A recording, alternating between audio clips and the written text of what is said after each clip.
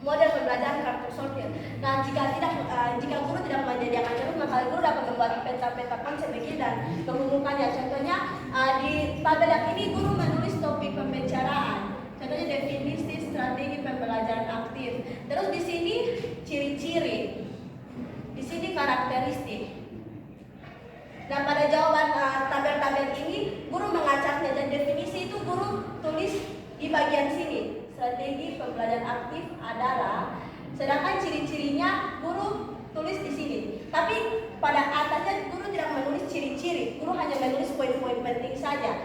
Kemudian di karakteristiknya juga sama hal dengan itu, guru menyebutkannya. Maka di situ guru akan menyuruh siswa untuk maju ke depan.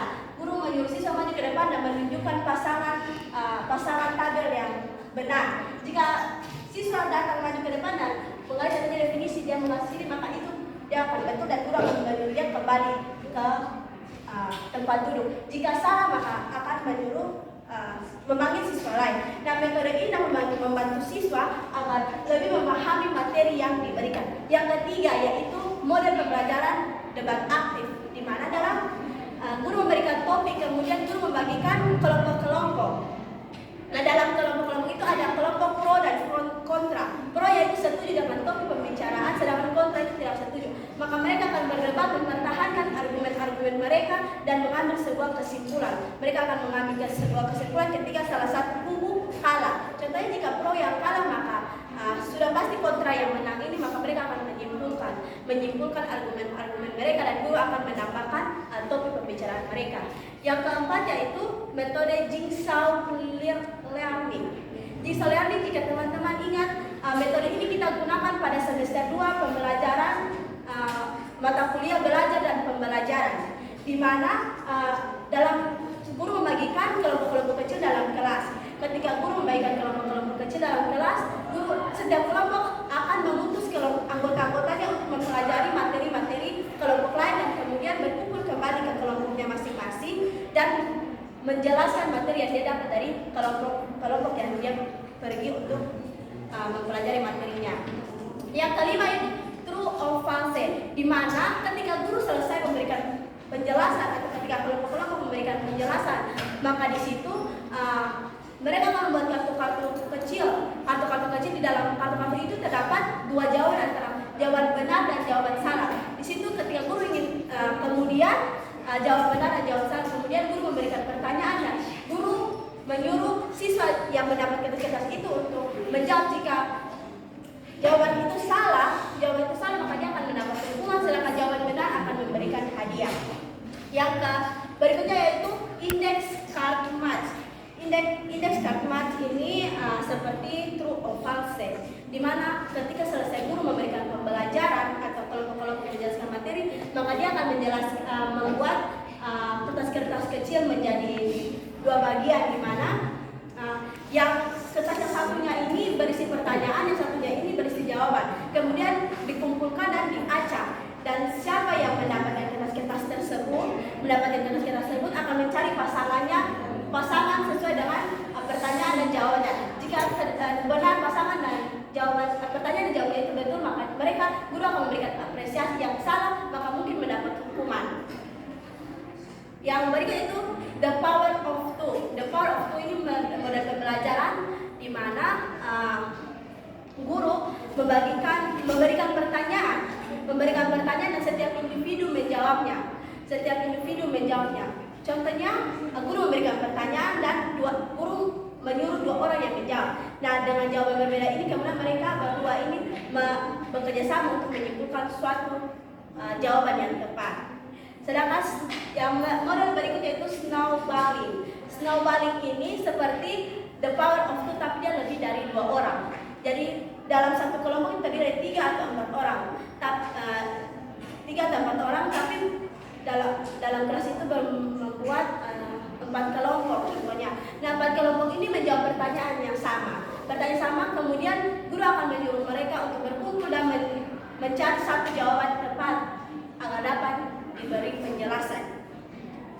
Metode yang berikut yaitu question student have, di mana guru akan menyuruh siswa untuk setelah proses pembelajaran mereka akan membuat pertanyaan-pertanyaan, kemudian dikumpulkan dikumpulkan dan diacak. Kemudian masing-masing siswa maju untuk menarik kertas-kertas tersebut. Setelah itu apa yang mereka dapat itu yang harus mereka jawab tanpa menunda. Jadi spontanitas, ketika mereka dapat mereka langsung menjawabnya, tidak menunggu waktu untuk mencari jawaban lagi. Jadi maka dari model pembelajaran ini dapat membantu siswa agar lebih fokus ketika guru menjelaskan ke teman-teman menjelaskan, maka siswa-siswi lebih berkonsentrasi dalam proses pembelajaran. Model pembelajaran terakhir yaitu listening teams.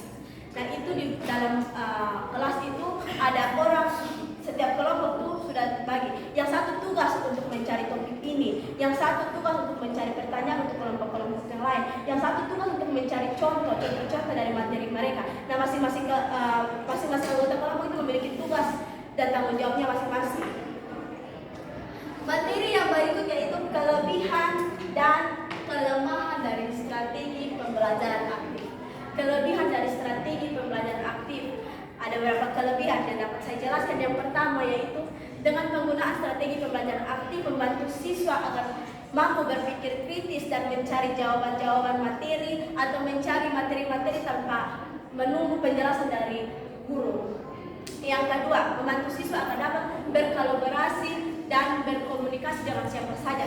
Jika dalam kelas dia sudah terbiasa berkomunikasi dan berkolaborasi dengan siapa saja, maka di tingkat yang lebih tinggi mungkin pada saat dia melakukan mengikuti lomba atau di jenjang yang lebih tinggi, perguruan tinggi, dia mampu berkomunikasi dengan baik. Yang ketiga yaitu membantu siswa agar dapat memanfaatkan teknologi yang ada. Sesuai yang kita ketahui bahwa strategi pembelajaran aktif ini metodenya juga berbasis teknologi, maka di situ siswa akan sudah terlatih untuk menggunakan teknologi dalam proses pembelajaran. Di samping kelebihan-kelebihannya, terdapat kelemahan-kelemahan dari strategi pembelajaran aktif. Kelemahan-kelemahan yang pertama, strategi pembelajaran aktif ini membantu siswa untuk melakukan pembelajarannya sendiri agar dapat mencari informasi-informasi sendiri. Kemudian metode-metodenya ini kebanyakan membuat kelompok-kelompok kecil dalam kelas. Nah, membuat kelompok-kelompok kecil ini bisa ada kelebihan dan kelemahan. Kelemahan yang dimiliki bahwa jika terlalu banyak anggota, maka anggota yang lain tidak aktif. Anggota yang lain sibuk dengan kesibukannya masing-masing, hanya yang lain yang mengerjakan tugas. Nah, ini merupakan kelemahan dari strategi pembelajaran aktif. Yang kedua, pemanfaatan teknologi ini kelemahannya jika pada saat proses pembelajaran semua menghadap HP, mungkin ada yang mencari materi, tapi ada juga yang membuka hal-hal lain seperti membuka TikTok atau melihat media-media sosial lainnya. Kelemahan yang berikutnya yaitu terdapat keterbatasan waktu. Dalam pembagian kelompok, setiap kelompok mengajukan argumen-argumennya. Nah itu bisa juga terdapat keterbatasan waktu, karena pembelajaran kita mungkin hanya 2 jam, tidak mencukupi agar kita tidak bisa tuntas dalam menyelesaikan masalah yang kita hadapi atau yang sedang kita bahas. Sekian dari penjelasan saya.